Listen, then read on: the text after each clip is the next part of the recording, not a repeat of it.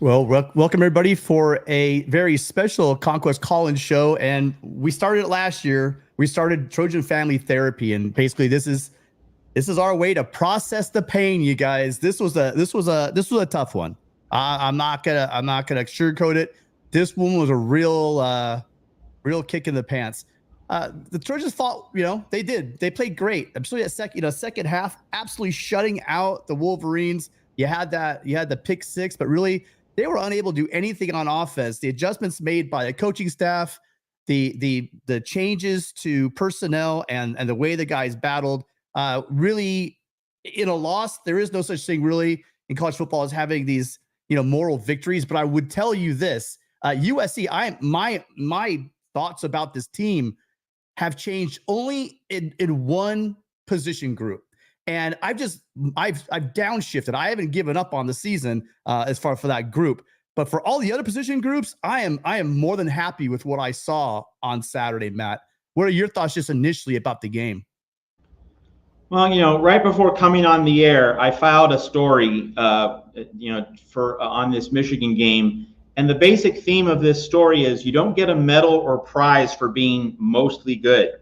You don't get a prize or a special ribbon of achievement for winning 75-80% of your defensive snaps. I don't know if anyone watched the Saints-Eagles game earlier today. I mean, I didn't, but I followed the game along with all the other NFL games. And the Saints held the Eagles to 7 points in the first 56 minutes. But then when the game was on the line, the Saints let the Eagles march right down the field and win. And that's what USC Michigan was. That for 56 minutes, the USC defense basically did its job, basically played really well. But then when the game was on the line, all the chips on the table, for all the Tostitos, to use that familiar Brent Musburger term, when it was all hanging in the balance, the defense didn't get it done. And that doesn't mean the defense is the main reason USC lost. Of course not. It's the offensive line. We'll obviously talk about that. But you don't get a prize in sports for being mostly good. You get the prize in sports for finishing. And that was Pete Carroll's mantra. And Pete Carroll always loves to say, can you win a game in the first quarter? No. Can you win a game in the second quarter? No. And it was all about finish, finish, finish. And, Tim, you were there for the 2007 Rose Bowl. It was an ugly game in the first half. USC finished. USC kicked Michigan up and down the field in the second half, left no doubt, put it to bed, time-stamped it, and that's what we were expecting. Michigan threw for just 32 yards. They could not throw the ball down the field. So you're thinking Michigan gets the ball at its own 11, 4 minutes left, has to drive 89 yards. You think, okay, USC defense should seal this puppy up. And instead, John Humphrey misses the tackle, allows that 63-yard run. And so being mostly good and being good for most of the day didn't lead to a win. And USC did not finish. And that's just painful because Trojans did a lot of good things. But when you don't do the good things in the game's most important moments, you walk away with an L. And that's just the unfortunate reality of what we saw. Yeah. I had lived my own Trojan therapy on the way. I had to drive, you guys know, I had family in Grand Rapids, about a 2-hour drive from the stadium. And I'm cruising in the cheapest little rental car you can ever imagine, just going down the freeway with all this construction. And I'm listening to the Rain of Troy people, by the way. They do a great job over there. And one of the cool points I think Alicia made is she said that if you take, now she admitted, look, it's the game in totality. You can't take out 3 plays. But if you think about it, what was it, Matt? They rushed for 280 plus yards, right? But they got about 160 of those on 3 plays. And if you take those out, I believe she said the right number. I believe it was something like a little over, just barely over 3 yards even per carry. And I mean, we've had 2 teams now with legitimate offensive lines try to run the ball down our throats. And we had a couple issues with gap integrity and guys broke loose. And then on the last one, there was that he broke the tackle. But man, USC's defense made them fight for every yard. I mean, how many 4th down conversions, whether or not they got it off of the clock or not, were they able to get a first down on? I mean, They really had a fight for every yard, and that is something that you need to look at. Yes, they lost the game. Yes, Michigan is a great defense. I want to address this really quick if you don't mind. We don't have a call yet. Where was it? I just saw it. Dang it. So wonder if Tim still thinks the Big Ten defenses are overrated. I don't think all the defenses are overrated. I don't think I've ever said that. I don't think, but here's the thing. I think a lot of them are. It's just like the SEC. Everyone wants to think if you're an SEC, you're a great team. You're not. You're not. And not every team is Michigan's defense. So let's relax on making that comparison. And by the way, I think USC did pretty well. I mean, I'll pull the stats up for you, but it's not like we got Iowa. I mean, we put up 24 points.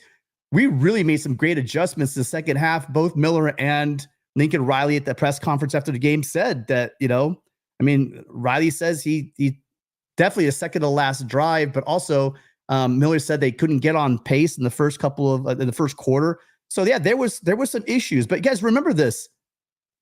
It was loud. Anyone that told me that's not loud in the big house, I was hearing from a bunch of people. It was loud at Michigan Stadium, especially on that last drive when SC was trying to get down to field goal range. It was up there with any stadium I've ever been in. So kudos to Michigan. Also, whatever I'm going to say throughout the rest of this, if Michigan fan, if you take this as a slight on your team, don't, because I'm not. I have a lot of respect for your defense. I think you guys have some major issues on offense. Once teams get the tape of this game, I bet you if you gave Danton Lynn the tape of this game last week, he could have prepared for it. We might have seen a different first half. He was able to make adjustments and bottled up Matt in the second half. So I think Michigan needs to make some adjustments, just like we saw USC. USC, second year they're doing this. We're doing the offensive line rotation, the revolving carousel on the right guard and left tackle. I mean, really, we're kind of all over the place. The only guy that was consistent on that line, and even Jonah Monheim had some moments, but it was Emmanuel Pregnon, and he really should get kudos for what he did in this game. I think he did a great job. But the rest of the line struggled. We knew they were going to struggle, Matt, with this defensive line.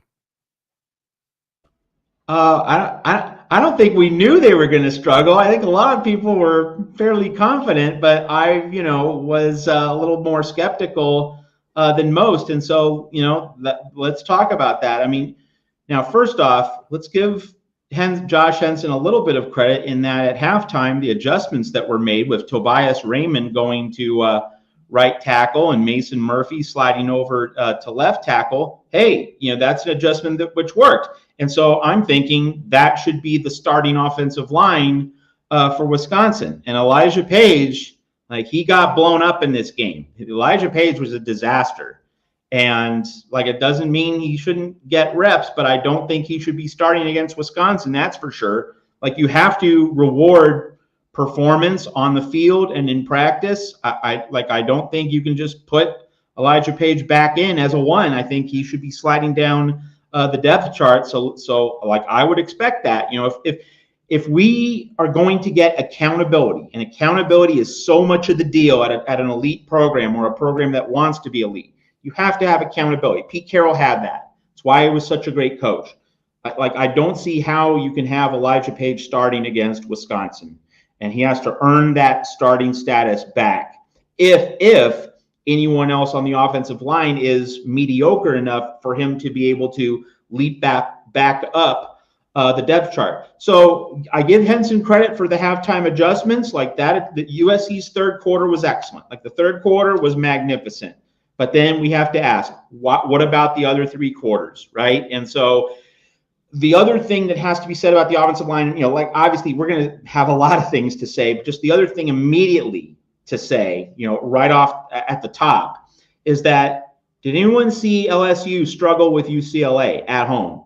LSU was tied with UCLA at halftime in Baton Rouge, and the final margin was just 17 points. Indiana beat UCLA by 29.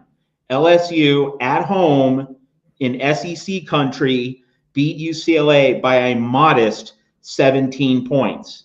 I would expect that when we USC plays UCLA, we should beat UCLA by 40, but we beat LSU by only 7. So like, are we just 20, 24 points better than UCLA? If we're only 20 points better than UCLA, and I'm not saying we are, but I am saying that LSU's mediocre win over UCLA is worth noting, because maybe LSU sucks. Maybe LSU is just not that good.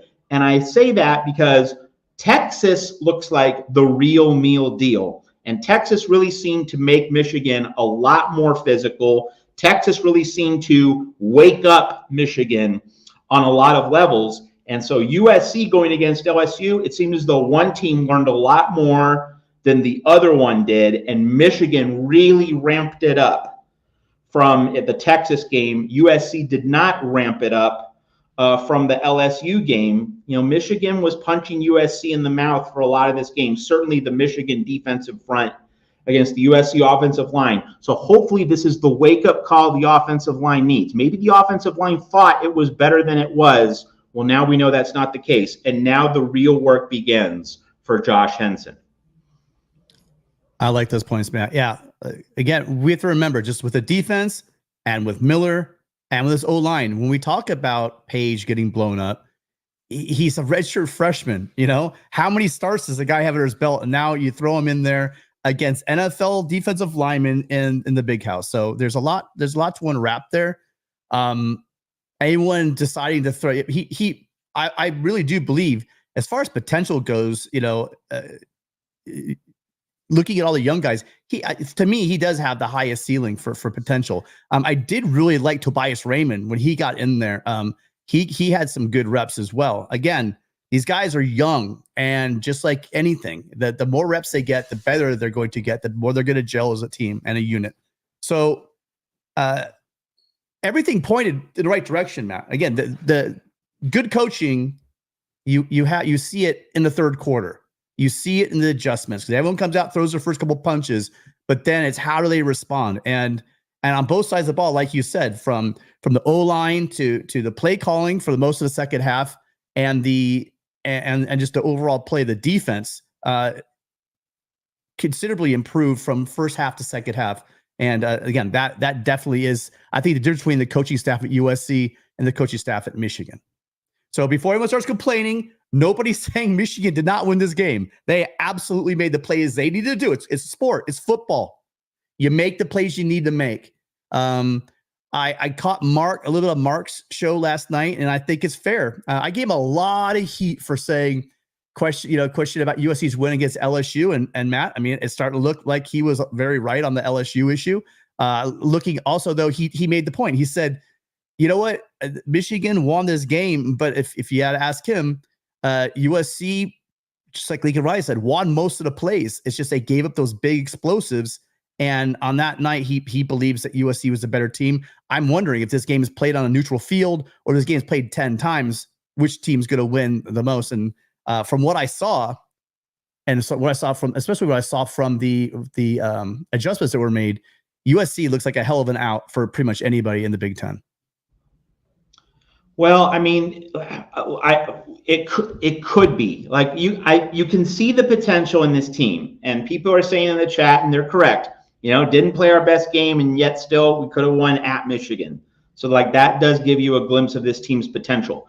But I would say, let's not assume that this team's going to be great.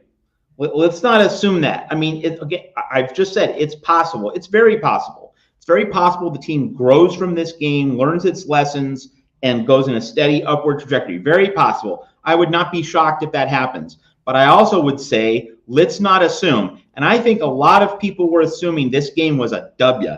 And a lot of people were saying, we got this. We're going to win. And I cautioned people, this was going to be a bumpy ride going on the road, first true road game of the season. And from week 1 to week 3, or game 1 to game 3, you don't know how college football teams evolve. This is mysterious stuff.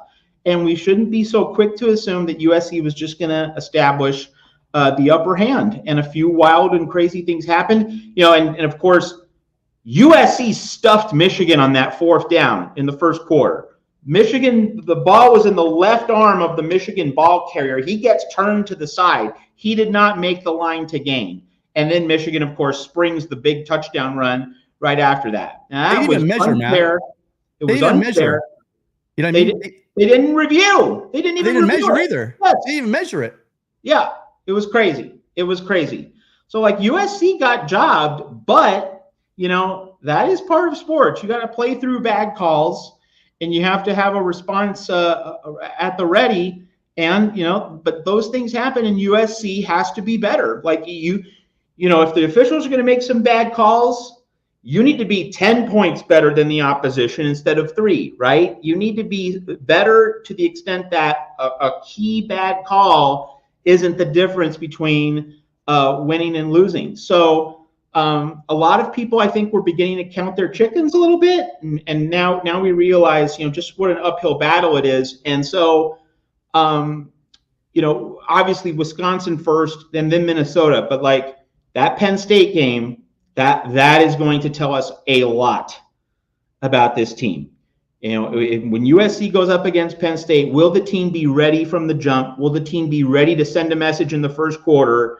Because USC can't keep playing these games down to the very end. LSU decided in the final minute. Michigan decided in the final minute. Now, USC has been on the same level as its first 2 elite opponents. And, you know, there is something to be said once again. I mean, like last year, USC was playing cupcakes the whole month of September. Now, this year, the schedule's been really tough early on, but the cupcake game, like USC looked great in the cupcake game. But that's what happened last year, too. You know, USC shut down Stanford. USC absolutely smothered Nevada. And it's a reminder, looking absolutely dominant and awesome against a cupcake, it doesn't mean that you're then going to carry that forward. So I think it's just a lot of sobriety. It's a bucket of cold water, and hopefully USC gets that necessary wake-up call. Well, I mean, yeah. So it's a loss, Matt. But I'm not downshifting my expectations. There are issues on the offensive line, like you said. They did make some adjustments. There's some hope there that they could right this ship. Because other than that, I am happy with where they played. You're right. You need to evaluate. We need to reevaluate LSU. We need to look at what elite teams like Texas did to Michigan, and know that we probably have to realize we're not there yet. But this is also only week 4, our 3rd game, and there's a hell of a lot of football he played. And you know, a young, talented team with a great coaching staff, they can come a long way between now and the playoffs if they were lucky to make the playoffs. So. I'm hopeful and I'm open-minded. Listen, we got our first caller. Hi, caller. What's your name? Where are you calling from? Enrique, the greatest Trojan that has ever lived. Enrique. I'm glad to hear from you. We haven't heard from you in a long time, Enrique. Trojan. What's that? Yes, I know. No, I said the greatest Trojan that has lived. All right, Enrique. So tell us, what are your thoughts on the game? Well, I think you are being a little harsh on USC. Let me tell you, the defense was good in the second half, so in the first half. The last plays of the game, instead of passing the ball 3 times, they should have run it and ate the clock up. So, you know what? There's no respect. And there's an idiot in that program of the CBS that said, you know, the ones that were in the field, those commentators. He said, "Is USC ready for the Big Ten?" No, and he put his finger down. I think that's inappropriate to say something like that on television. I mean, with all the demands and all this crap going on, I mean, you know, they'll sue you for this, they'll sue you for that. This is outrageous. I'm trying to get the name of that guy, if you can get it for me, because I'm going to write a letter to us. Yes, I love my Trojans so much that I will never change my T-shirt that I was born with. And you know, USC is one of the premier programs, even though nobody cares for USC. So my question is, with all that he had, they could have done more. And there's excuses though. There's no excuses. They play good. They play with a heart. They didn't give up. If you notice that there was two runs that made the touchdown. One or two of the defense, they couldn't tackle him. It's a monster. Okay, so I think there is a progression of good stuff with the defense. You know, last year we used to say the offense do everything. You know, the defense has something to do. Well, let's put it the other way around. The defense cannot do anything. The offense in the first half was pretty shut down. Okay?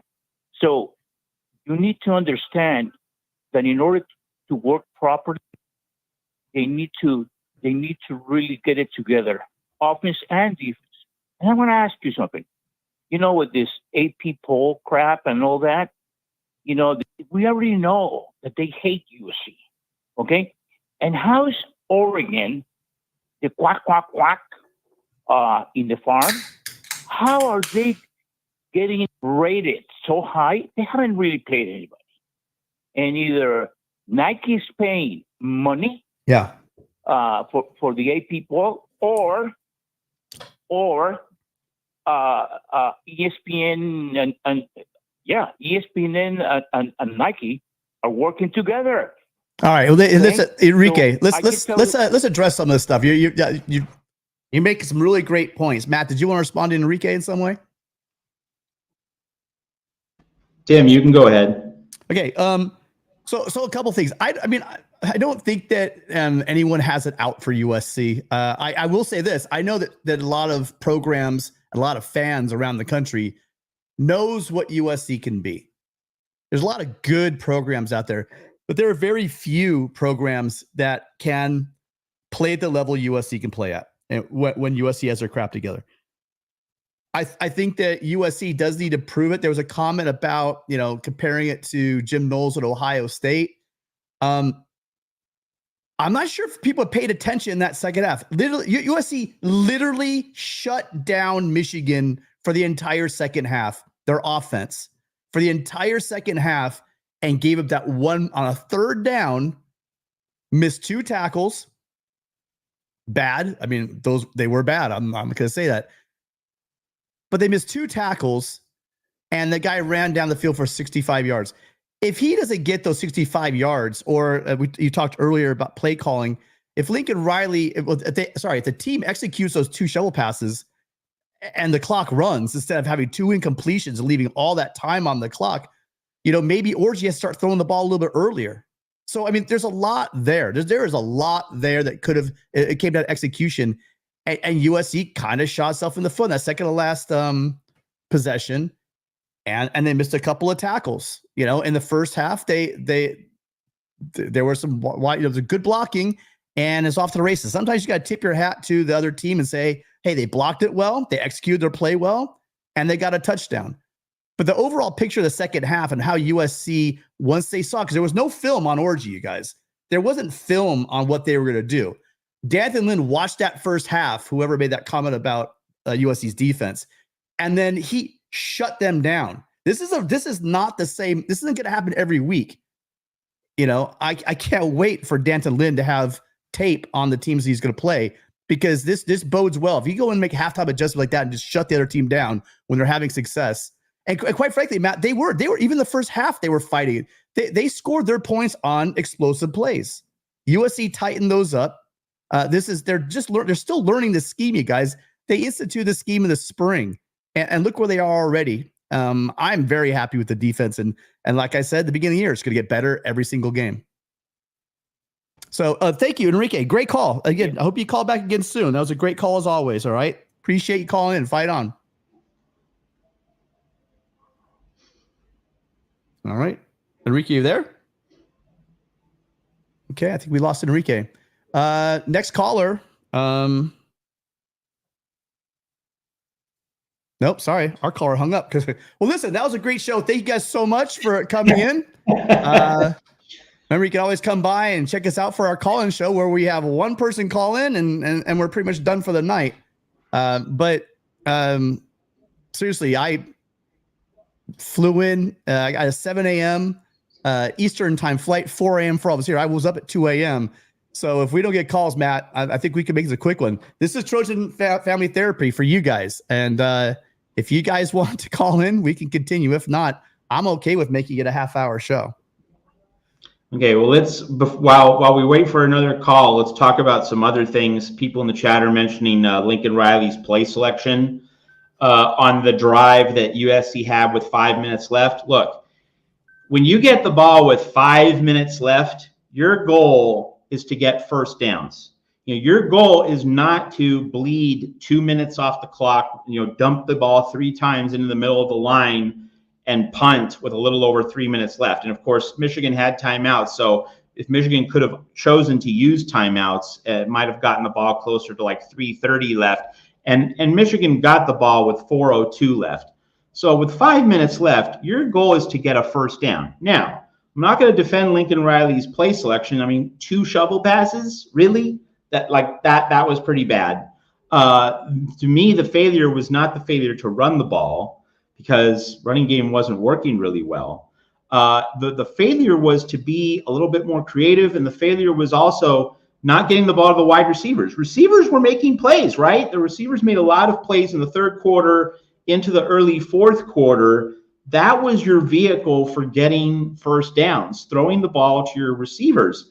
And, if nothing else, at the very least, a flat pass, to the edges, get someone fast in open in space. Should have been at least one of those calls in the 3-down sequence for Lincoln Riley. And here's the other thing. The other thing about Lincoln Riley, I'm not talking about the late drive, but I've made my point clear. He should have tried to get a first down with more creative play selection. You're not trying to kill the clock with 4 minutes left. You're trying to get a first down. The other thing about Lincoln Riley that hasn't received nearly as much attention as it should is, remember, against LSU, USC wasted not actually 1, but 2 timeouts in the third quarter because a play wasn't getting in. And another timeout got wasted in the third quarter of this game because a play didn't get in. That is amateur hour. And here's the thing to emphasize about this. As bad as it is that a play didn't get in quickly in the third quarter, coaches need to realize in the third quarter, it is not worth it to call one of your 3 very precious timeouts to save 5 yards. The only exception that I'll allow for is 4th and inches, either 4th and inches anywhere on the field or at the goal line. Okay, maybe you then maybe you then call a timeout in the third quarter, and avoid the 5-yard loss. But if it's like 2nd and 3, 3rd and 4, 3rd and 5, you do not waste that timeout in the third quarter because you need it for the end game. And USC really could have used 40 extra seconds in that end game sequence. So Lincoln Riley has been really unprofessional in wasting these third quarter timeouts. Happened against LSU, happened against Michigan. This crap needs to be nipped in the bud, period. And that did not get discussed nearly as much as the play selection on the drive. Not that the play selection shouldn't have been criticized. It should have been. But I think fans are going with he should have run the ball. No, he should have tried to get the first down. And he didn't make as aggressive an effort to do that. But the wasting of third quarter timeouts, like that's Clay Helton BS. That happened all the time under Clay Helton. Lincoln Riley's better than that. He needs to get that thing fixed.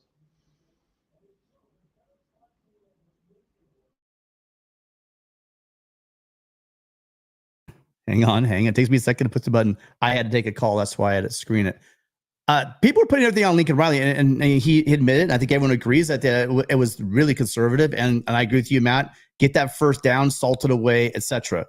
But you got to put it on the players too. The execution of both those shuttle passes was very poor, from the blocking to the actual shuttle pass into the ground. I mean, I don't know if Miller just dumped it because, but no, because you're not going to do that because you want to run the clock.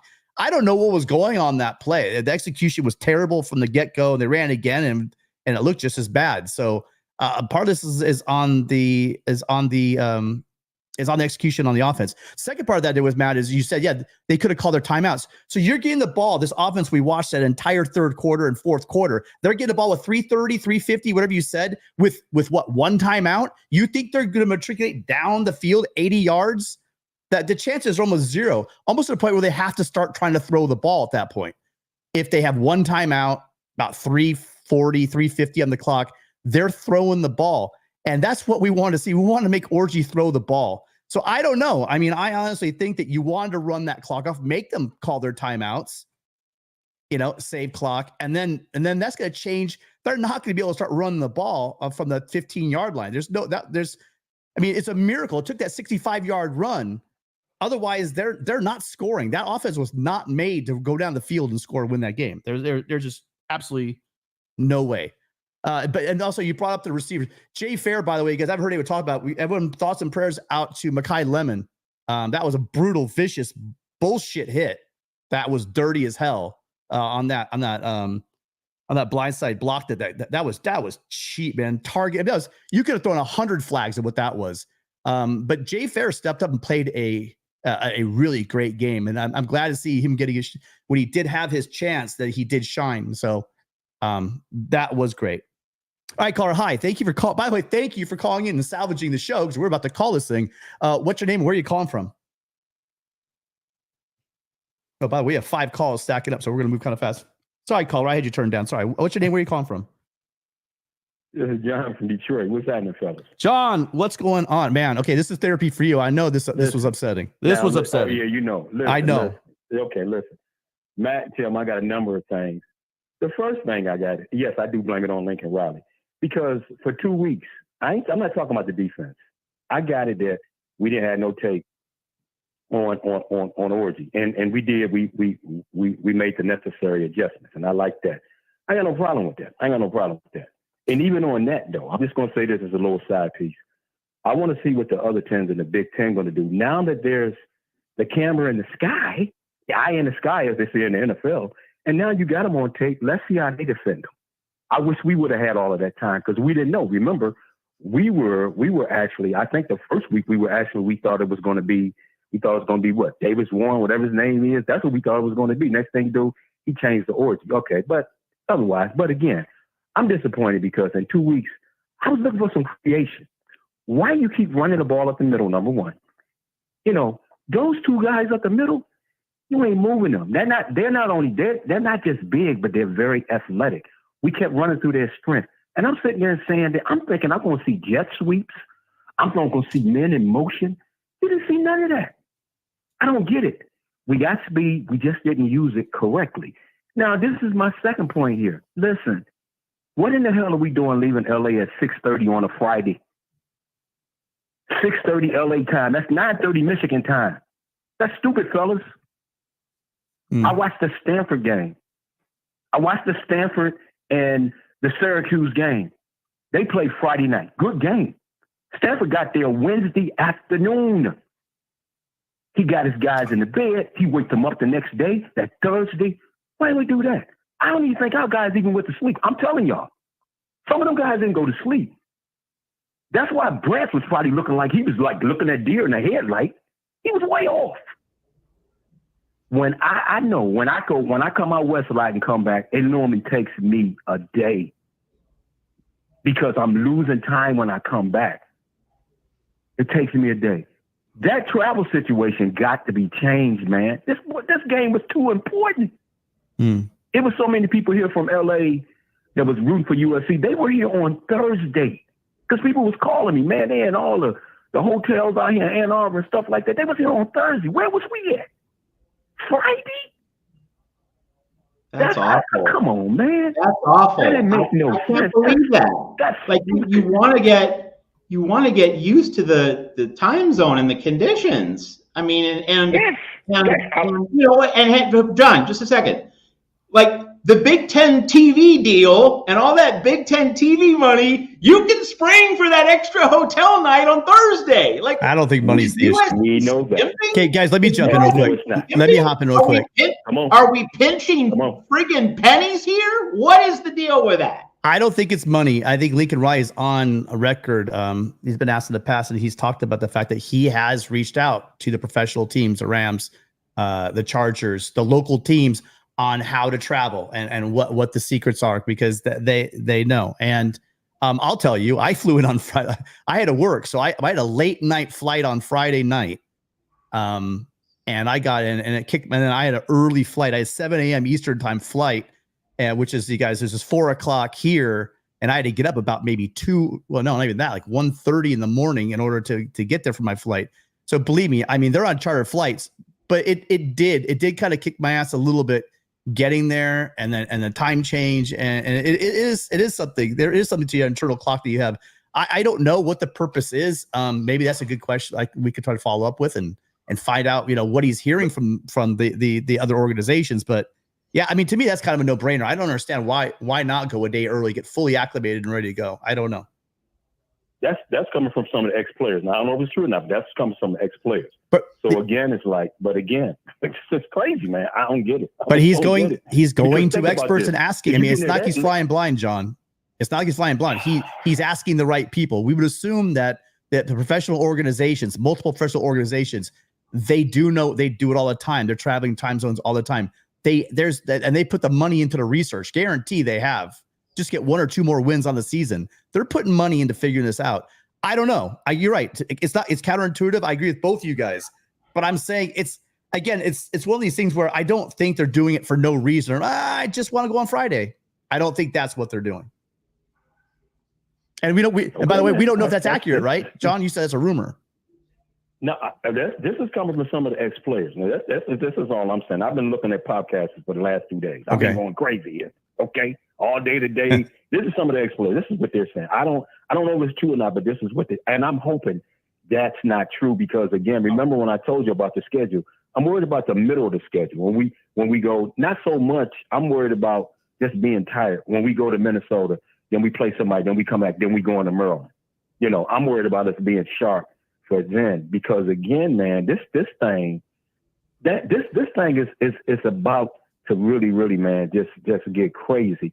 But the thing about it is, and I'm gonna tell you, man, it was so much holding in the game, and I get it, man. When you running the ball that many times, there's bound to be some holding. You got holding. Come on, man. You grabbing my quarterback's face mask. Aren't the referees watching the quarterback? Especially in that last drive, trying to go on before halftime. And remember, I told you guys, I thought it was going to be 24-6. I was right. We scored 24 points. But Matt and Tim, I'm telling you, I was wrong there too. We could have scored more than 24 points. Okay? We should have had. Well, the funny thing is, we had 20 points in the first half. John, the funny thing is, I mean, they must have the most elite receivers and running backs and offensive linemen, because I've never heard of a team running the ball 47 times and not getting one holding call against them. But it's funny, USC has 1st and 10 from the 12 or whatever it was. And guess what? They get a holding call that backs them up. And instead of getting, instead of possibly a touchdown, now you have first and 20, and you have to settle for a field goal. But now think about it. This is wild too, because your boy Jay, USC Jay, said he got pitches during the holding call. But think about this. This is what I was telling the guys at church today. If you get the holding calls, that backs them up. Their quarterback can't throw. That stuff hurt us, man. And I don't want to use excuses, because I played football too. And my coach said, y'all got to just play through it. I thought we did, because once I thought we threw the pick, they thought we were dead. We came right back after he threw the pick. He got baited for the pick. We came right back. But trust me, I'm not into moral victories. I'm not into that thing. And I'm hearing the players hurt. And that's what I want to hear. I want them to be hurt. I want them to be hurt, because they know that basically they was right there. They can do a little bit better. We ain't going for no moral victories, man. We playing big boy football. We playing big boy football now. So they say, we playing big boy football. No excuses. Let's do what we got to do. We still had a long season to go. But I was looking for a little bit more creation. I was looking for the second string quarterback to come in, to use him on some plays. And we had 2 weeks for the offense to get ready for this. I'm like, man, where my man in motion at? Okay, let's get them thinking, man. Let's not be that conservative. I'm sorry, I do blame this on Lincoln. I just, because offensively, I mean, you beat my quarterback up. Come on, man. I do think too many athletes, man. I do think, John, that because of, I mean, it's twofold. I mean, there aren't many plays you can call. And give Michigan credit. I mean, again, we can't just pretend like it was all in USC. They played great defense, and especially up front, and they were beating our offensive line on almost every play, just without fail, in the first half. And then they were getting to them in the second half as well. You have to get there, but no play calling is going to be successful if you can't block the defense. And Miller was getting hammered, and he took a beating. All Trojan fans out there, you got to tip your hats to Miller. He always hangs in there. He takes a lot of shots. Yeah. He took some cheap shots. He did some crazy face masks that weren't.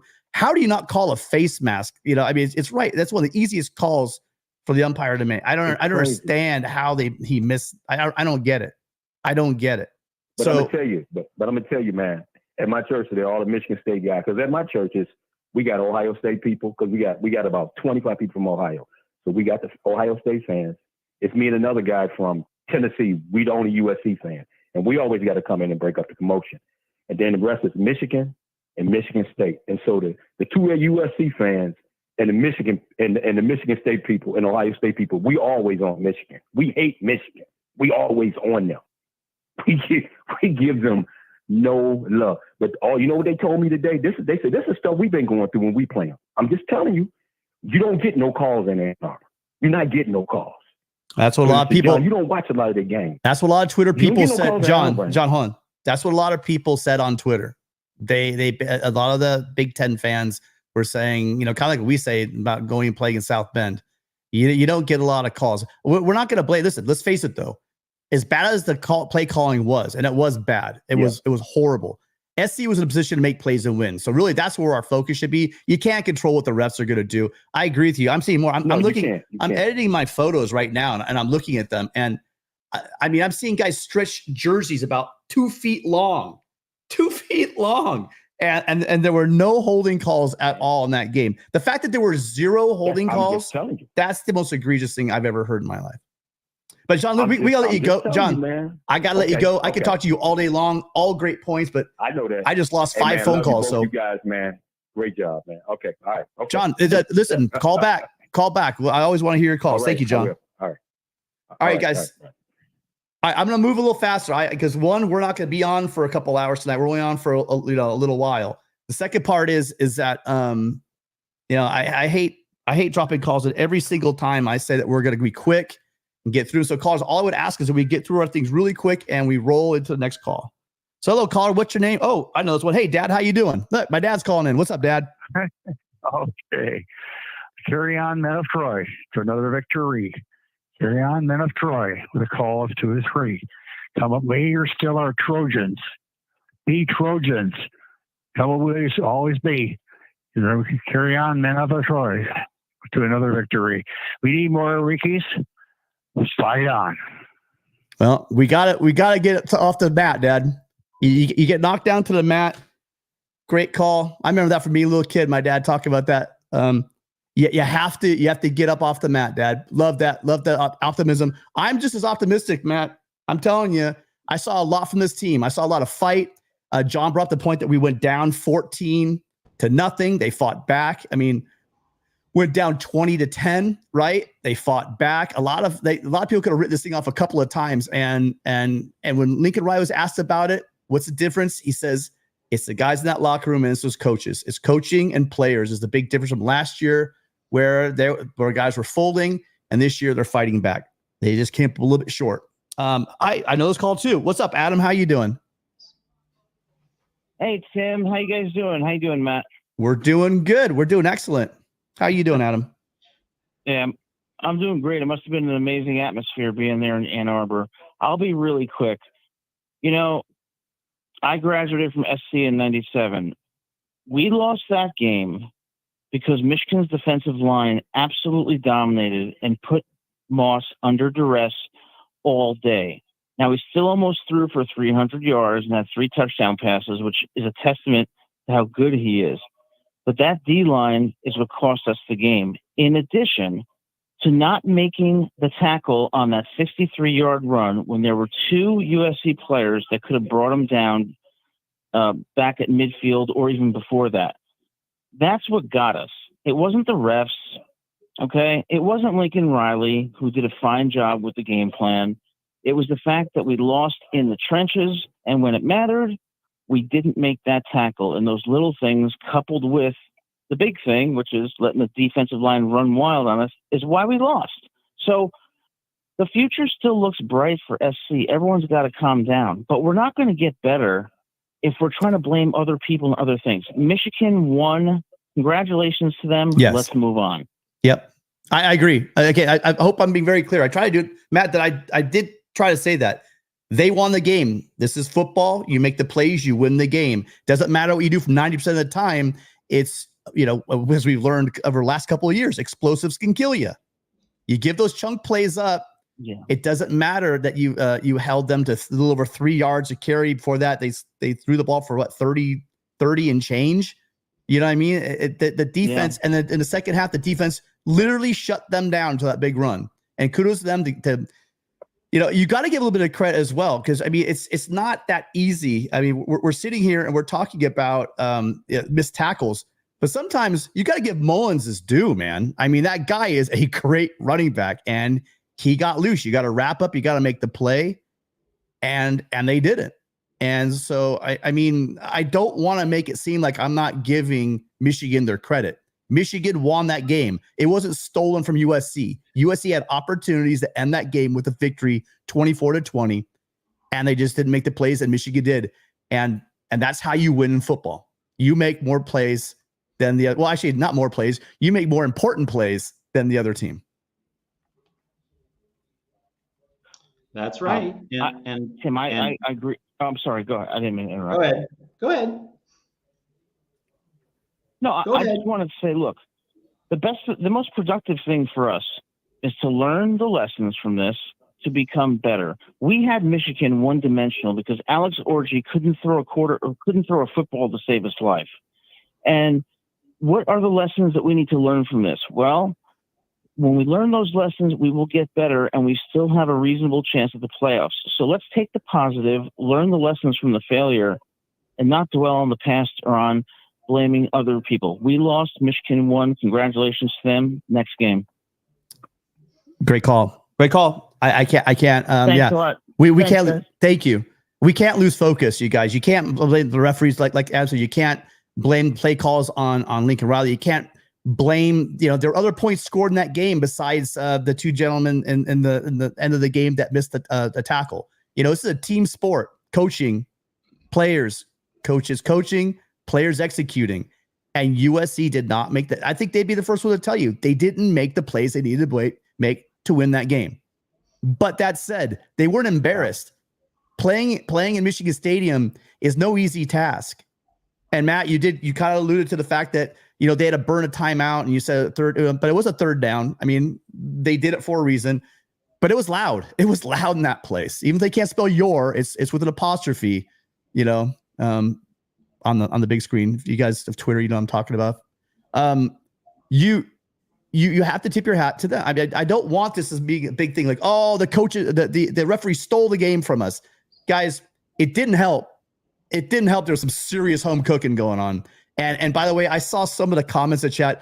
Please, you guys, show me pictures like this. Okay, so here this is Braylon Shelby right here on the right side. And he's trying to make a play. And if you watch right here, now Shelby's 34, and he's still 34 trying to make a play, and he's still being held. I mean, that's not even the most egregious ones. I'm missing one of the. I mean, he's being tackled. Look at, he's right there, and the play's right here in this gap, and the refs aren't calling that stuff, and it was going on all night. I mean, if anyone wants to show me where USC was holding that egregiously, go ahead and show it to me, but I didn't see it. I've looked through probably about maybe 400 pictures already, and I shoot lots of shots of the line. And I'm telling you, there's some nasty stuff. But that's not why USC lost. USC lost because they didn't make plays that they should have made. So, sorry. All right. So we've lost 8 calls. And I'll honor those 8 calls if you guys call back. And I'm going to talk less, and we're going to go quicker through these calls, Matt, because we decided I've had literally no sleep, this weekend. But we thought we had to have this call. So caller, listen, I'm not going to cut you off, but make your point, make a solid point, and then we'll respond and we'll move on. Hi, caller. What's your name? Where are you calling from? Hey, this is Sam from LA. Hey, Sam. How you doing? Good. Love the show. Just quick question. So, Lynn is obviously a proven defensive head coach, and everyone's saying he's like one of the hottest guys on the market already. And that's without like 4 or 5 star defensive guys all over the backfield. So when time comes, I don't know what that time is, but maybe a year from now, when he's on the one of the hottest head coach prospects, what do you think? What do you think SC will do? Do you think we will? Hopefully, we're not in the situation where SC is still unproven, or we haven't reached our potential yet with under our head coach. But if when push comes to shove, do you think we would let him walk or make him the highest paid defensive head coach, or would that satisfy him? Just curious in your guys' thoughts. Well, take the call offline. Appreciate your call, Sam. Great call. We've had this question a couple of times, and I'm answered the same way I answered it before. This is his first year. I don't want to talk about him being replaced. He had such an amazing. He's been such an amazing defensive coordinator. He does not have head coaching experience, but he's gonna be a hot ticket. You walk into UCLA, you turn them around in 1 year. What he's done in just a couple of games here at USC in the spring, fall, and a couple of games, what he's done to this defense, it's just absolutely transformed it. Eventually, I think he's going to end up in the NFL as a coordinator. That's where I think that's where he's going next. Matt, I'd be interested in your thoughts. I'm hoping that's down the road. And the good news is, though, Sam, is that the USC's off a defense will be where we want to be if he's moving on to get a defensive coordinator job in the NFL. So the silver lining is if and when he does leave, I don't think he's gonna be a Brett Venables and sit as like a top defensive coordinator for a long time because he gets a couple $1 million. There's a lot more money, a lot less hassle, and it's the top of the profession. And he comes from the NFL and he came down to college football. I don't think this is an end destination for him, obviously. But he's going to, I believe he's going to get, well, he already has gotten this defense into to a very respectable position. For him to move on, he's going to have to do some very special things. And if you do very special things with the USC defense and with Lincoln Riley on offense, it's going to be whoever comes in next. Sorry, one more last thing, Matt, and I'll turn to you. Jen Cohen's shown us that she's very capable. And Lincoln Riley now has shown that he's very capable. This myth about he hired one. He's only hired one defensive coordinator. I hear it all the time, but he's had multiple. He inherited Mike Stoops. He's had one defensive coordinator hire is what it is. But I know that USC now has their stuff together, and whoever they hire is going to be a top name, and the defense is going to be a place. USC was already a hot commodity, but the defense will be so hot. The players in the system will be so good that defensive coordinator is going to jump in the position, just like Lincoln Riley saw the potential and he jumped to USC. Sorry, Matt, go ahead. I'm sorry. No, I mean, it's pretty, you said it in your answer that Danton Lynn's stock will rise if he gets USC to the playoff. So let's just make the playoff, and then we'll worry about Danton Lynn. Retaining, yeah. But great call. Listen, Sam, appreciate your call very much. Thank you. All right, we've lost 9 calls. I'm going faster, guys. Call back because we're going to whip through these, and then we're going to call it because again, I am exhausted. Going out to Michigan was a grind. Hi, caller. What's your name and where are you calling from? This is Robert from Riverside. Hey, Robert. How you doing? I'm good. How are you? We're just processing this Trojan Family Therapy for a reason. We did it last year. I mean, there's a lot more smiles on our faces. We're just trying, we're that family that is like a really solid, loving family. We just got some small issues. Unlike last year, we were doing this and people were freaking out. We're talking about divorce. We're talking people leaving the family. It was pretty bad. Yeah. it was pretty bad. And that's why I say we got to just remain calm. You know, this is a process. We have a young quarterback. We have young wide receivers. And it showed up. You know, it showed up in the Utah game where the guys are out there dropping passes, lack of focus. It showed up in this game. When you go in these new environments, young guys are going to make mistakes. That's a part of it.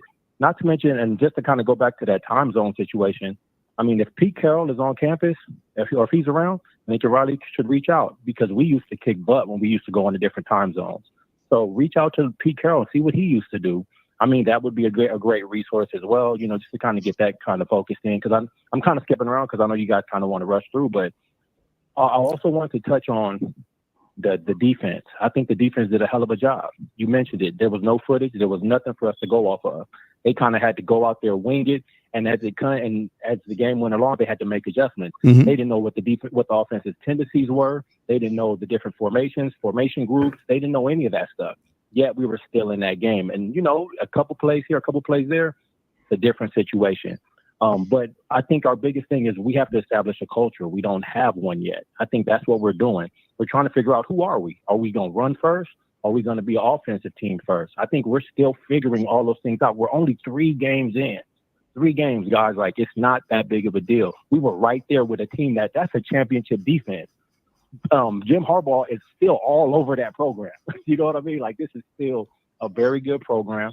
And we went in there with inexperienced guys. And, yeah, we got pushed around a little bit. But we were still in there. We had a chance.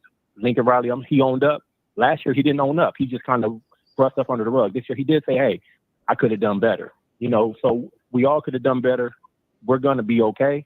And we can't compare ourselves to Texas. Remember, Texas, Sarkisian's been building that for a while. Yeah. This isn't a 1-year deal. He's been building that D-line, building that O-line, getting top-level guys to go over there and competing. So it's going to be a process. We'll be fine. As long as we stay focused, these guys will be on point. So I don't want to take too much of your time, but thanks for taking my call. Well, hang on, Robert. Before you go, is this your first call? Yeah. This is my first call, man. I always watch you guys. Wow. Well, you know what? If you're watching, please call in, because I tell you what, again, that was a great. All of our calls are always great, but that call was amazing, on point, succinct, and you nailed it. I'm with you on literally every point. Matt, anything for Robert? No, nothing to add. Good, solid call.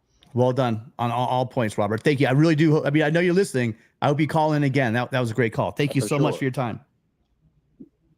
Will do, fellas. You guys have a good one. Fight on, baby. Fight on. Great call. All right. See, I mean, now we're warming up, guys. 9 people have called and left because I talk too much. 3 people still here. Let's keep it rolling. Before we do, though, caller, do me a favor. Hang on 1 second. Roy Banuelos, thank you so much for the super chat and for being here every week. Punch in the gut. We are coming back stronger than ever. Bet. I'm with you. That's why I'm optimistic. It's a loss. Look, it's hard to go 12-0. It's hard to walk into Michigan Stadium and get a win. There's a lot of things that are hard. It kind of stings because, you know, they had the win and it got away from them. But there's not going to be another road test like that one. That we know for sure. We're probably not going to face a defensive line like that. That's probably for sure.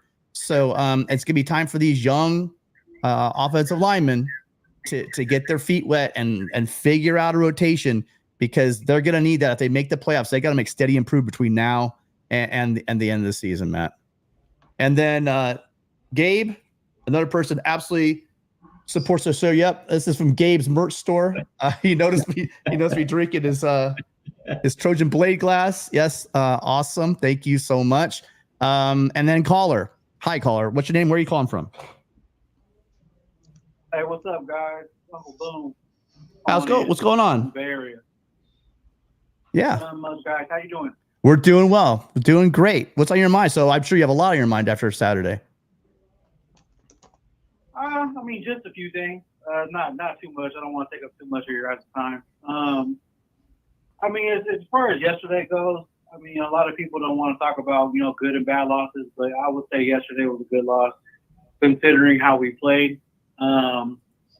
What adjustments got made from the first half to the second half. I don't think the first half was on the defense, even though they gave up 14 points and a bunch of rushing yards. At the end of the day, the offense came out flat and they kind of put us in a hole. You know what I mean? And if the offense even scores one touchdown in the first half, we get 10 points, we win the game because we scored 24 points in the second half. So, or we scored 21 points in the second half. I'm sorry. We win the game. So I mean, it's the bye weeks since Lincoln Riley has been here have been kind of rough. We've always come out slow and come out sluggish. Hopefully that changes in the near future. We got one more bye week later on in the year. Hopefully we can come out a lot differently. But our you know what, man, our defense is phenomenal. You know, big plays happen. Last year we gave up, I don't know, maybe like 25, 35 big plays all year. And yesterday we gave up, what, three in the game? Yep. So, I mean, I take that. I mean, I understand yesterday was a big one. We want to get our first Big Ten win as a team and as a fan base. But, hey, stuff happens. So,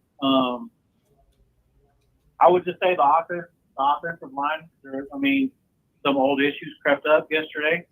It's kind of sad to think about, kind of scary to think about as well. Hopefully they get those issues figured out because, you know, a lot of teams are going to take that Michigan tape and, you know, put it to use. So, yeah, man, I mean, other than that, we have a really good defense. We got a really good defensive coordinator. You know, they're only letting up 15 points a game.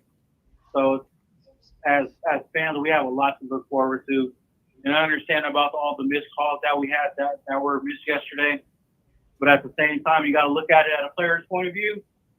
And you got to, hey, the players make plays. They don't control the game with the referees, and you're never supposed to let the referees dictate it. That's right. Ball game anyway. That's right. So, but I appreciate what you guys do, man. You guys are doing great. I haven't called it in a while, but I felt today was a good time to call in.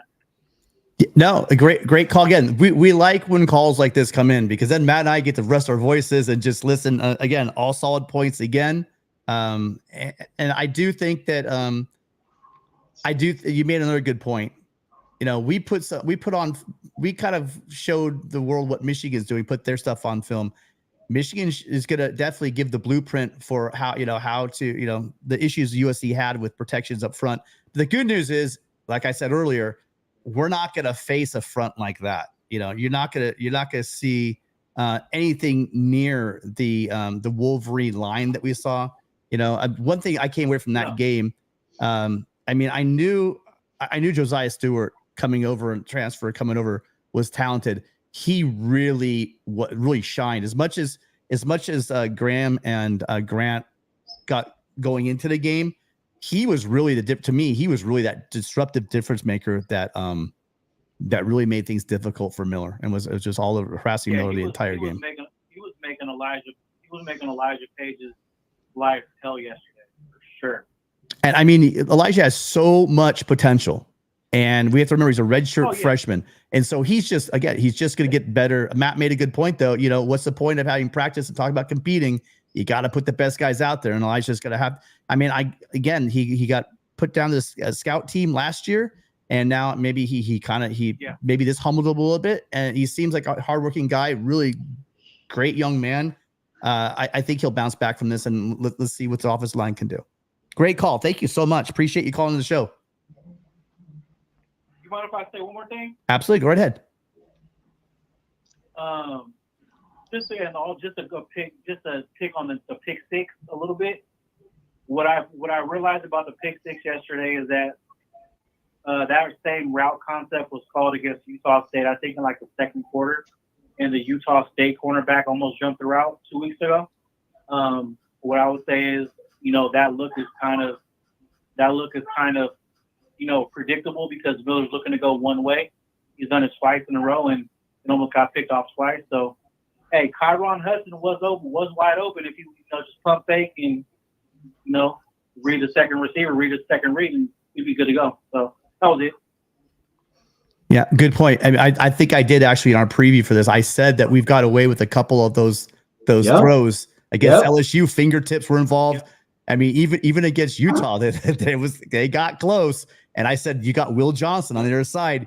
You make the mistake, he's gonna jump that route and he's gonna take it. I even think I said take it for 6. I hate being right on that one, but I just saw that, you know, they showcased it a couple times. You got a talented guy like Will Johnson, who's an NFL corner. He's gonna jump that and he's gonna house it. So yeah, that's definitely something to look forward to. Let me just jump in here. Let me just jump in here. Got 3 weeks before Penn State, right? USC, frankly, if this team is reasonably good, if this team is anywhere as close to as good as we think it is, USC should clobber Wisconsin, because remember, Wisconsin has a backup quarterback. It's kind of like Alex Orji light with Braden Locke filling in for Tyler Van Dyke. And then Minnesota. Minnesota stinks, all right? USC basically has 2 weeks to get its stuff together. USC has 2 weeks to weed these mistakes out of the system. The USC's offense has played 3 sloppy, uneven, not very clean games. So you have Wisconsin and Minnesota. You don't have to be at your best to beat the Badgers and the Gophers. 2 weeks to get these things fixed so that when that Penn State game arrives, October 12, this team is ready to play at the elite level it's going to need. Yeah, I agree. You know what? I wholeheartedly agree with you. That's a real valid point. You know, playing in games builds continuity, you know, and it builds confidence. So one more question. Would you guys like to see on offense, like whenever you start seeing pressure getting put on the running game or the passing game, you know, maybe Lincoln Riley start going to some 21 or 22 personnel looks, like some heavy looks, just to give, you know, the guys max protection, extra time in the pass game. Yeah, some max protection. Give Miller Moss a little bit more extra time to go through his read, or to give a few extra bodies for Woody Marks or Quentin Jordan to move around. I'm gonna be honest. I'm about a third. Oh, sorry, go ahead, Matt. Know what I do? Started the Wisconsin game. I go no huddle first drive, and what that would achieve would be guys not thinking. Nobody thinking, it's just automatic reflex, you know, just do the job and just get the opposing team's defense on its heels in terms of, oh, we just got to set up for the next play. And that you could diffuse a pass rush that way. You totally change the equation. And I'm not saying do it the whole game. I'm not even saying do it in the whole first quarter. First drive, no huddle, fast tempo, just change the vibe, change the tempo. And hopefully that settles the offensive line down. Hopefully it settles Miller Moss down, and you give everyone a comfort level. That's what I do. And you give Penn State something to think about for October 12th. Yeah, for sure. I'm in. Hey, listen, Uncle Boom, thank you for the call. Again, Matt, you might need to start hosting this thing, because we're down 11 calls. We have 4 in the chat. Any of you 9, you call in. I'm exhausted. Call quickly though, because we're about to get off here. We're gonna roll through these calls. We're gonna honor all you guys' calls, and you will have your opportunity. But please, like Uncle Boom, like the previous calls, have your point, make it, and we'll roll to the next one. All right, Uncle Boom, thanks for calling in. Appreciate you. Fight on. We'll talk to you soon. Thank you. All right. So we got 5 calls now. So we're gonna roll through these. Because I'm literally getting delusional, Matt. Haven't slept. Hi, caller. What's your name? Where are you calling from? Paulie Walnuts from Los Angeles, man. How you guys doing? The return of Paulie Walnuts. I'm doing great. I mean, the victory would have made me feel better, but I got to tell you, I'll keep this quick, man. But you know what? It's great to see you guys. Matt, I love seeing Matt's face too over there, man. You guys are amazing at what you do, and I'm going to keep praising you till I'm blue in the face. But let me tell you one thing. Instead of taking a negative approach on this, I look at it as a learning experience, not only for our players, but for the coaches as well. Once we find that rhythm and find the right players for right situations, it's a learning experience for us right now. And I know we can learn from that as well. So there's a lot of things. We learned Quentin Joyner has big tree trunk legs and can't be stopped when he's running downhill. Yeah. There's certain things like that we learned. And Woody Marks is not only he brings that leadership, but he leads by example. And not only that, Quentin Joyner is a superstar waiting to happen, man. And I love that 1-2 punch when Woody's getting a little tired there. You know, you come in with Quentin, and he was just running guys over left and right. He right here, Will Johnson. He trucked Will Johnson, man. Yeah, Will Johnson. Yeah, that was like Bosworth, Bo Jackson-esque there. If you know what I mean. serious. It was he ran hard and I loved it. And you know, you look at Miller. Obviously, people were just ripping him apart for not having mobility and you know, not just kind of shelling up a couple times there. But you know, the guy was taking a beating, and you know, I don't know if Jaden's ready for it. Yeah, maybe later down the road, maybe they can throw a package in where he can come in and kind of with his he's a big 6'4" solid guy. He can come in with his legs, maybe kind of throw that defense off and kind of relieve Miller there a little bit on with his legs there. But you know, I'm not saying to replace Miller. Miller's still learning as well. That was his big first road test, and I thought he did great. Obviously, I see the improvement. We're just gonna keep getting better and better. I love the physicality that we showed. We didn't back down. We got beat up there in that first half, but let me tell you, the way they bounced back and the resiliency, you know, the true mark of an individual is how you bounce back from adversity. And man, they made me so proud. I'll tell you what, I even wanted to cry. I was so proud of them. And you know, if people need to take it easy on Lincoln and its coaching staff. I think they're doing amazing. They're really building a solid foundation for us.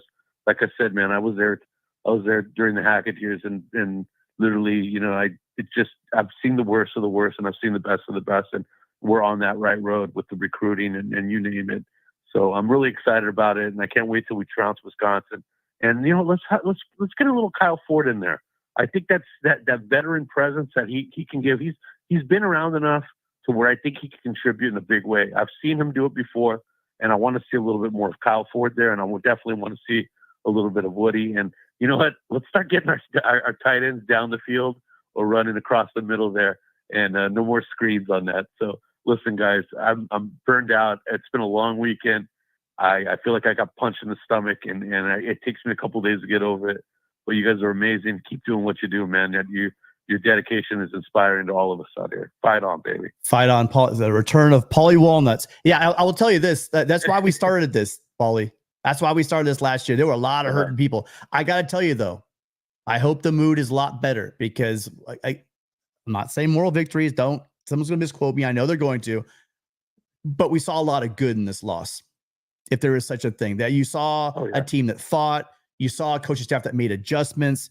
You saw USC in it to the end, and it looked, I mean, it really did on third down before Mullins broke that run. It really looked like there's no way this team's going to move the ball. But I mean, let's face it, without that big explosive, they just did not have enough time to go down the field and score. And by the way, but you know, last thing, I'm sorry. Well, I was going to say, by the way, we get a lot of crap for not support. There were people leaving the stands. And I'm not talking about a couple. There was a fair amount of people leaving. And by the way, also Michigan fans, dude, it's never a good look to boo your team. And when it was like second down, they got stuffed. They were booing. I'm sure they're booing Sharon Moore. I don't think they were booing the players, but they were booing, realizing that they had to throw the ball. But of course, on the next play, he breaks a 65-yard run, and all of a sudden, everyone's cheering. Everyone's coming back into the stands and sitting down. But you know, they thought that USC silenced that stadium on more than one occasion. You know, and it's just too bad they got that clunker start. The physicality of it, just the way they bounced back, they weren't afraid. They had that little bit of kind of bully in them, man, and I loved it. But what really stood out to me and made me think that, you know what, we're on the right track, and everyone just needs to shut their pie hole up, because I'm tired of it. I'm tired of the negativity. You know, we're Trojans, man. We need to stick together. And a prime example of that is when our boy's sitting there crying on the sidelines with his injured knee, and his teammates were rallying around him right there. Every Trojan fan, I hope you took notice of that, because we should all be doing the same, supporting each other and supporting the team as well. That's what it's all about, man. I'm telling you, my life is this university, and it means the world to me, and people like you guys and our fans. And we just need to stand up and really, really kind of just show how strong of a fan base we do have out there. But listen, man, I'm going to get going here. You guys are the best. Have a great night. Get some rest, man. I'll talk to you guys next show, okay? Fight on, Paulie. Great call. Fight on, baby. Thank you. Fight on. Yeah, that's exactly what we want to hear. Paulie's message is what it should be for you guys. It's a loss. It sucks. It's never good to lose, but give the coaching staff and give these players credit. They almost nobody gave USC a chance at the beginning of this year to even be in this game. So give them credit. Yeah. And as Adam said, just learn the lessons, right? That's the thing. Learn from this, grow from this. Like this is what great teams are made of. Like we've seen great teams lose in September and they learn all the lessons they're supposed to learn. They end the year 12-1. They go play for the national championship. Learn the lessons. And Paulie, I'm gonna be critical. I grew up on the campus. Literally grew up. My dad got like, I don't know, 85 master's degrees from USC. I've got 2 degrees from USC.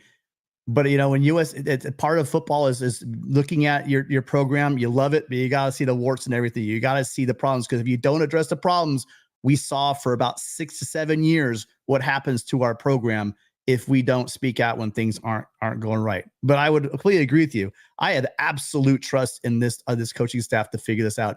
They haven't done one thing to show us that we shouldn't have trusted them, and I've got absolute faith in the administration, because we keep talking. You guys keep trying to you keep trying to sell off our coaches to bigger and better pastures. That will happen one day, but I'll keep telling you guys, the same people as of right now who brought them in are still here.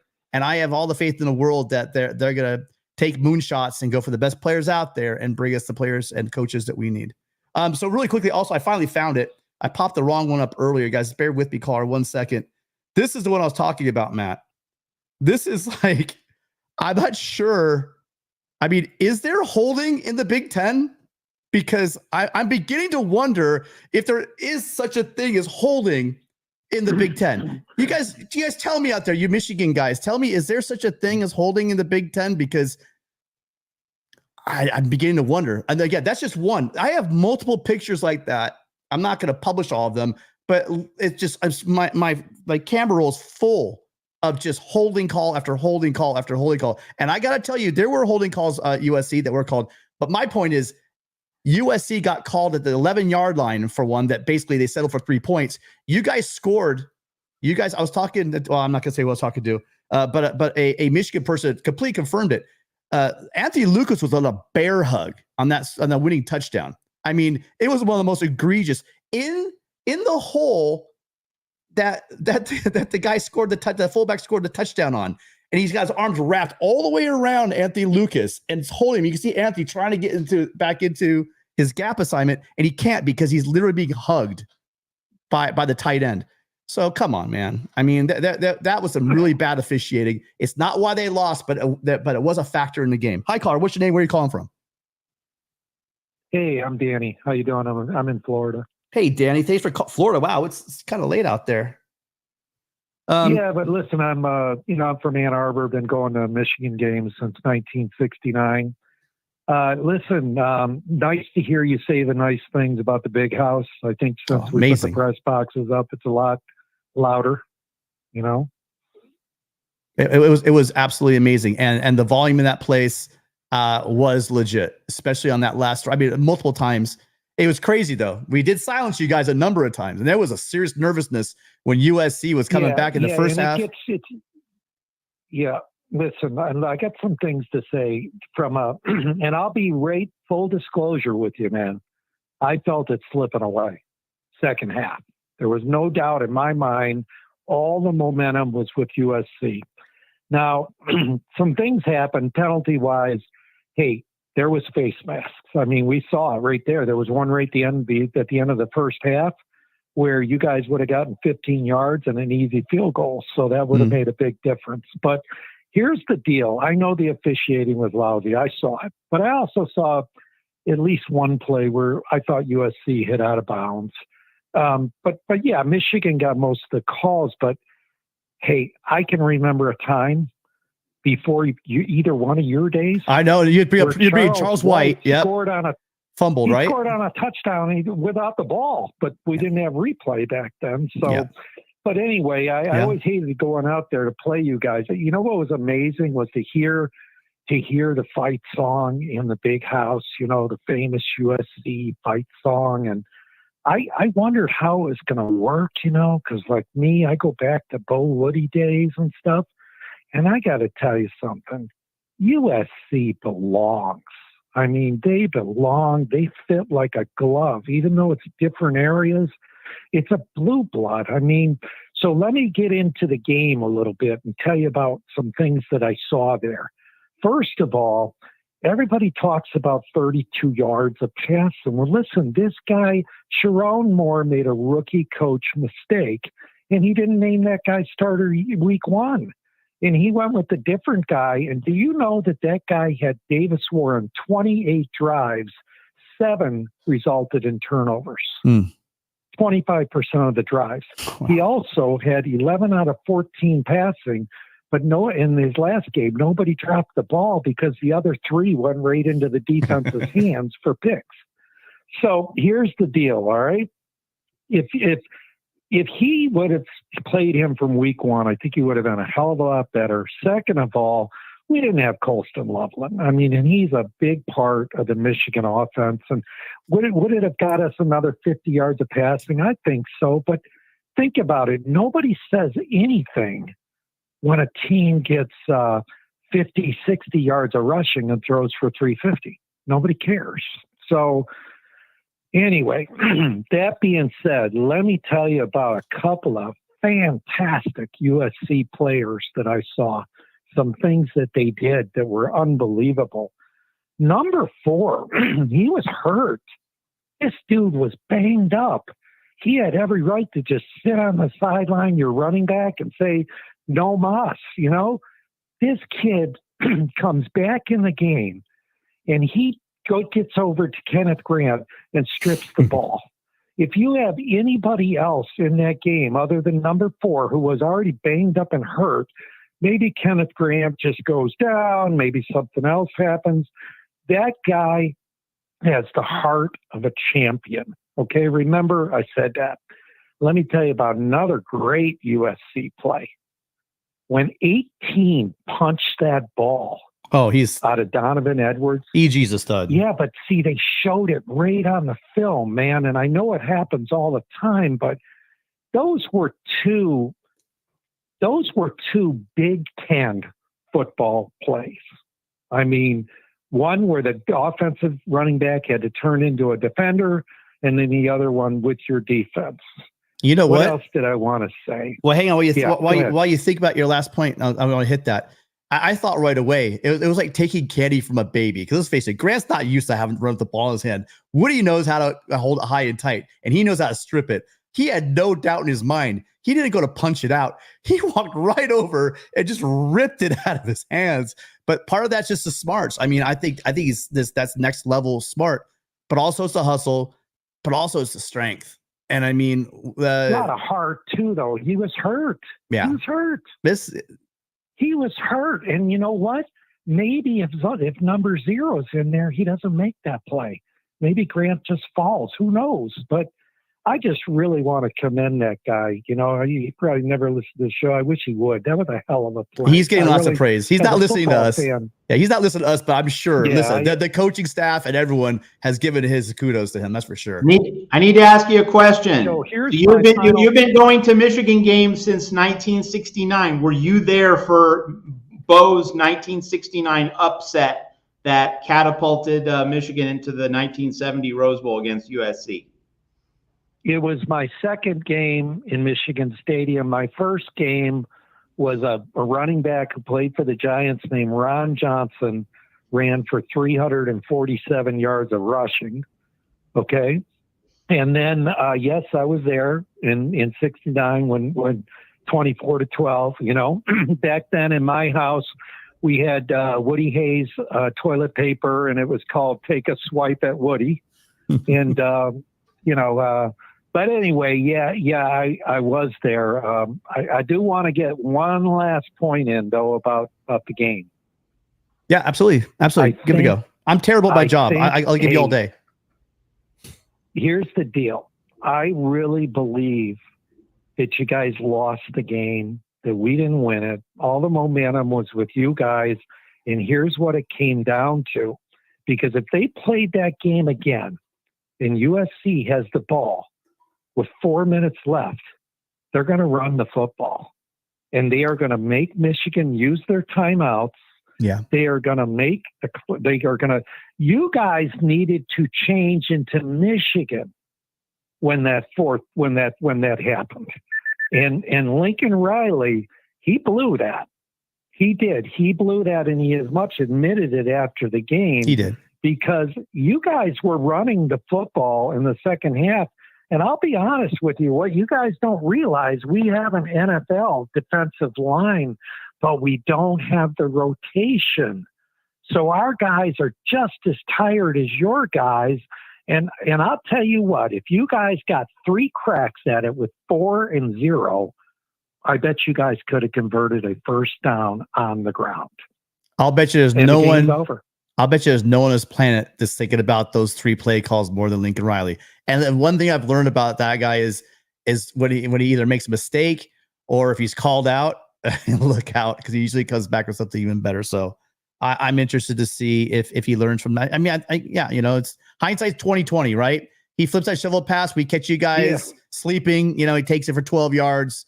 It's all about the execution. We will never know about those plays because the execution from the blocking to the shovel pass to it just kind of fell apart, you know. So we'll never know how bad that was. But I agree, losing, you know, not being able to pull those time off or have you guys call your timeouts.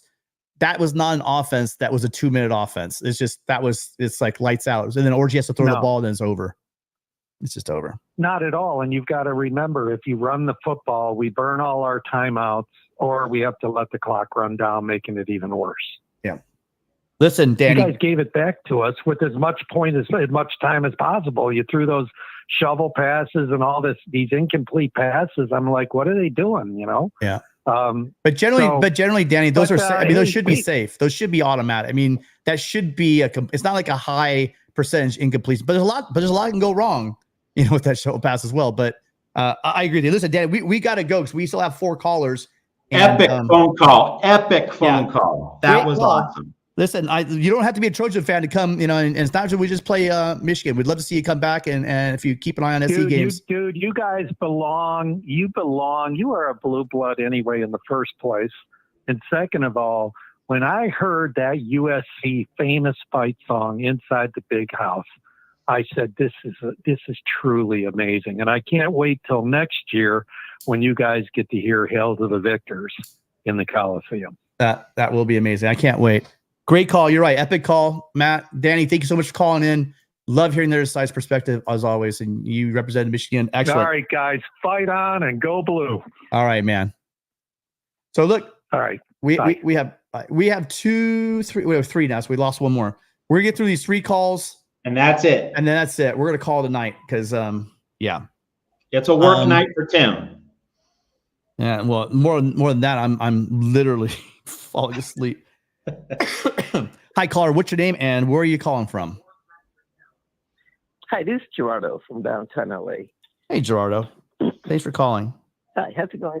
Good. You're welcome. Listen, just a couple of points. First of all, the guy who just called from Michigan, he said much of what I was going to say. He's amazing. And number 2, do not worry about missing calls. I'd rather have 3, 4 great calls with the in-depth analysis that you guys always give us, Matt's insights, than have 20 calls about everybody repeating the same thing and we're touching a little bit of this, a little bit of that. So Tim, no more worrying about missing calls. Sometimes we drop them because, anything, my phone ran out of battery, whatever it is. Okay. No, I know. Gerard, that's very kind of you. That's very kind of you. But again, this show, we bill it as this, and Matt and I take it sincerely. We're not, we want you guys to call in with whatever you want. And I truly do take it personal if somebody, I love it when you guys call in. So I do take it personally when I got someone waiting 15 minutes and then they're not able to, just say what they wanted to say. I got to work on that. The phone is sitting there by itself and we're enjoying the show. So it's not because of anything but anyways, there was an old song by, I think it was Richard Rice, or his, the drop man's daughter that said, I can't stop thinking about you. And then at the very end of the song, he says, until I find somebody new. And so the same thing, we lost this game. I went to the Galaxy game and the Galaxy won and I forgot all about the game anymore. So as soon as we beat Wisconsin, hopefully, as Matt says, we need to learn the lessons. Okay, so Offensive line, we drop some passes, maybe some play selection. The rest, there's nothing we can do about, right? So we cannot grow, we cannot improve on the rest. So we only improve on the things that are within our own control. And I believe that we have the coaching staff to do it. And number two, it is one game, and I think that Michigan is probably going to lose a couple more games in the Big Ten because of their lack of passing. And so that would tell me that we have a good chance of making the playoffs as one of the Big Ten reps.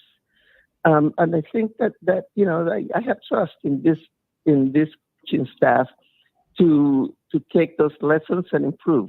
And that's all I got to say. Thank you so much. Wow. Yeah, great call. It's been a while since you called in. I do hope you call back in.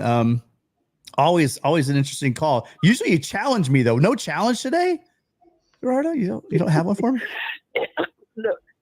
No. My challenge was to see you at the Las Vegas game, at the LSU game, and give you a Cuba Libre, but I got COVID 3 days before the game, so I had to give my tickets away and didn't make it. You know what? I got COVID at Vegas, so I mean, there you go. I guess who told the joke? Yeah. What stays in Vegas, what happens in Vegas doesn't always stay in Vegas. It came back with me, and I was hurting for a while, but that sucks. I'm sorry to hear that. My challenge to you is just to enjoy the process of the show and don't worry about if we hang up, because we will call again. I hope so. My call hung up and I called again.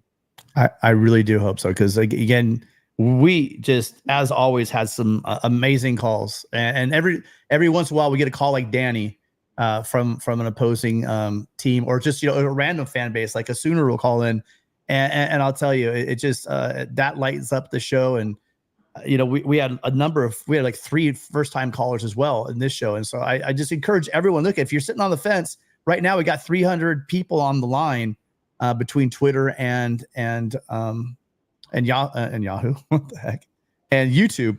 I encourage everyone to call in. I promise you. I mean, I'm the difficult one, but Matt will keep me in line. So call in and let's talk SC football, whether you're a Trojan or if you're. I got a friend. I saw him in the chat. It was a UCLA Bruin, and I'm dying for him. He made a comment about LSU, and believe me, if Chris is saying that LSU is probably not all that we think it is, they're probably. He's a very analytical guy, and if he saw that.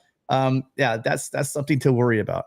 Yeah. Just based on how UCLA played Indiana and LSU, if Indiana and LSU played right now on a neutral field, I would take Indiana. But man, the big house. I'm looking at this picture right here, you guys. So the next time, if you haven't gone and you just need by hook or by crook, I didn't know that I'd be working with Matt. When I heard about SC playing Michigan, and I think I've told the story 100 times, but all of my family's in Michigan, and I just kind of from peripheral, I've watched Michigan football. I mean, you have to. They are a blue blood, and having the opportunity to go there to one of the hallowed halls of college football, their fans were nothing short of spectacular. Man, it is different, you guys. If you've been to the Coliseum, it is a different world going there. I love our fans. I love everything about USC, but holy smokes, they knew their stuff. It was quiet as a church when they had the ball, and it was loud on third down for USC. It was just textbook what you want from your crowd. There was no, I'm sure that every village has their idiots, but overall, everyone was really just stoked and having a great time. It was really great to see. I'm sure there's some isolated stories from probably some people that traveled out there, but like I said, every fan base has those guys. But Gerardo, thank you so much for calling, man. I miss you calling in and challenging me. So maybe next time you can give me a run for my money. I sure will. Okay, thank you so much. All right. Thank you, man. Take care. Bye. All right, and so we got a couple super chats that we've both been derelict. Thank you, by the way, to I'm going with Ebdozit. Ebdozit. Okay, Ebdozit. Thank you for becoming a member of USC. Guys, you can sign up for different tiered memberships here at the Voice of College Football. They're different price levels, but you get exclusive content that Mark and Matt are cranking out. You don't want to miss. And then on top of that, what doesn't cost any money? Becoming a member, becoming a subscriber. I really appreciate. We got like a bunch of new subscribers last week. Really awesome to see. But it takes 2 seconds. Right down the bottom corner, you could just hit that little see in the bottom over by Matt. There's like a little subscribe button. If you're not subscribed to my Twitter, or you're not subscribed to the channel, that you're not going to get notifications of most likely not get notifications that we're going live on these shows. And we do these things. We know that the USC family needs a little therapy. Again, the mood here is a lot lighter than it was last year. Last year was quite contentious, but I'm glad to see that the mood is a lot lighter after this loss. No one likes a loss, but I think we know where this program's going. And then Matt, I'm losing my voice again. Do you want to go ahead and take this one? Runaway Profit, $5. Thank you, Runaway Profit. Last week I complained about screens and y'all thought I was overreacting. Now I have to see all these Michigan fans in the airport heading home. Well, that's what happens when a team doesn't finish off the game. But again, credit to Michigan. They made the big plays in the biggest moments. Like you get the prize when you make the game's most consequential plays, and that's what Michigan did. I'm glad that Lincoln Riley talked about his play calling, and he didn't pound the table and talk about finishing like somebody we know did when we played them in Las Vegas. And then one more here, Barry Fisher. Thank you so much. Long time subscriber, a member of the channel. Matt, you want to grab this one? Broad stroke, O-line needs to develop. D was great second half. Not a missed tackle, broken tackle. Kamari should have finished the tackle. Unusual. LSU wasn't a cupcake. All true. And you know what? We've been praising Kamari Ramsey for his tackling, and he has been nothing short of spectacular, you guys. But you know what? Nobody's perfect. You're going to make mistakes. And again, those 7 points weren't any more important than the other 7 points that were scored in the game. Don't try to put it on a couple of players. I mean, the last score counts just as much as the first score. So that's one more thing to keep in mind. You guys have been really alive in the chat. We did kind of switch over to the whole idea of having subscribers. I think we're going to stay with that for a while, because I'll tell you what, Matt, we've had a lot less trolls in our chat, when people have to actually subscribe to the channel. So again, it doesn't cost you a penny. I wouldn't make you guys pay to be in our chat, but you do need to subscribe. So that's Danny Kennedy, $5. Thank you, Danny. Just a bump in the road. We lost by only 3. We'll be back bigger, stronger. Well, hopefully the team will grow and learn. That is the mission for the next few weeks, the ramp up toward the Penn State game on October 12th. Absolutely. So thank you, Danny. Ghosted 760, $5. One observation, everything had to go right for Michigan to win. We were still 1 or 2 plays away. Well, and that's the thing. You got to make those plays. And also, really the bigger lesson, let's have a 10-point lead with 2 minutes left, so it doesn't come down to 1 or 2 plays. Be really nice to be in that spot. Thank you, Ghosted 760. And maybe get a couple of these, maybe just like 2 of them. Balance it out. Big Ten, throw a couple of our way. I haven't seen. Apparently, Matt, did you catch it? Where there was also a play. It was on a 4th down. And I believe there was a ridiculous delay of game call. I mean, you guys, they don't always. They let a little bit slide on that. There's not always. The clock expired. The play clock expired first quarter. Yeah. And so again, figured out. We thought we were getting away from Glasses ref, the legacy of Glasses ref in the Pac-12. Apparently. Maybe it's USC, Matt. Maybe it's a jinx that we have. Maybe so the other schools and the media doesn't hate us, but the referees appear to hate USC. We'll see if that can even out throughout the season. Okay, last call, right? Nope. You know what? Being the wonderful host that I am, we kind of set a record. We had 10 people dump calls today, and for those 10 people, if you're still here, if you're not cussing me out, I apologize. I try to move. But we do listen. We're very clear in our mission statement here. This is your show. We're not here to hurry you up. And as long as you're not spouting nonsense, we're going to give you as much leeway to get to your point as you want. Maybe at some point I can get better at guiding people maybe to 1 or 2 points, and then we kind of move. But I have a hard time because, again, calls from Uncle Boom, Paulie Walnuts, still my favorite name. Danny from Florida, great call from the Michigan fan. Gerardo's always longtime caller. Angel, longtime caller, calling in. Adam Lamparello, Enrique, and we had a lot of guys that haven't called in a while that called in. John from Detroit, another caller, my dad, my favorite caller of all time, Adam, and then Sam and Robert. So we had a nice mix of the veterans as well as Duke. I really want your guys' calls. We will absolutely take all comments, all questions, keep it respectful. Don't crack on players, especially. And we're here to talk about anything you guys want to talk about. It is your show. We definitely will not be the last, but we were the first to turn this thing over to you guys, and you guys never, ever disappoint. I'm going through bunches of pictures. I'm gonna have more up. If you want to go check, I'll probably have a gallery up over at Trojans Wire, probably first thing tomorrow morning. But just a great experience, Matt. I mean, I have nothing but complete praise for. There was an issue with my credential when I showed up. They had the wrong credential. I had a press box instead of down on the field taking pictures. The staff there was first class. Everybody in the tailgates were just having a great time from the Trojan fans. It was just a wonderful atmosphere. Next time I'm not gonna. I mean, I spent a lot of time on the road for this trip. It was like plane, trains, and automobile to get to this thing. And but I appreciate everyone, especially my uncle Dave, who helped me out, gave me a place to stay in Grand Rapids. Totally appreciate everybody being here. Matt, any final words? I mean, let's wrap it up. This is the best therapy session I think we've had. There was a lot of positive. We made some breakthroughs, so I'm glad that we made those breakthroughs. We know that there's a lot of positive. You guys look at what should or could have been. You can't get the game back, but you can look forward to the next game. And I'm telling you, if they get that offensive line sorted out, Matt, I think we could play with a lot of teams. Let's hope that happens. Housekeeping.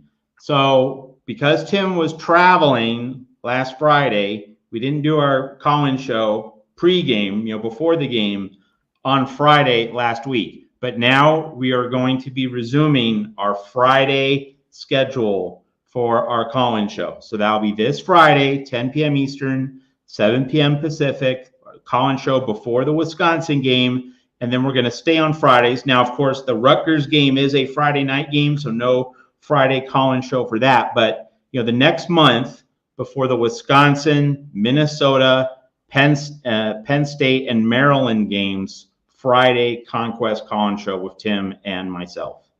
Yes. Yeah, I mean, I almost didn't make my flight Friday night. Friday night when we were supposed to start this show, I was battling a headache and thinking if I'm even able to make it onto the flight. So I'm glad Cedrin saved the day. Well, you guys, thank you so much. Again, we've averaged close to 300 people between Twitter and YouTube all night long. We love you guys. We know you have lots of options. I mean, there's just great. Follow everyone. I brought up Gabe's channel, but there are so many channels. Check them out. I have them all listed in the description of this. There's a great network, and check out the recruiting sites. They all have great content. Make sure you guys, if you haven't subscribed, please hit that subscribe and like button before you head on out of here. It really helps us out. It's the best thank you can give us. And we will see everybody. Matt, one more time. Friday. All right, guys. Fight on. We'll see everyone Friday at 7 p.m. Pacific, 10 p.m. Eastern.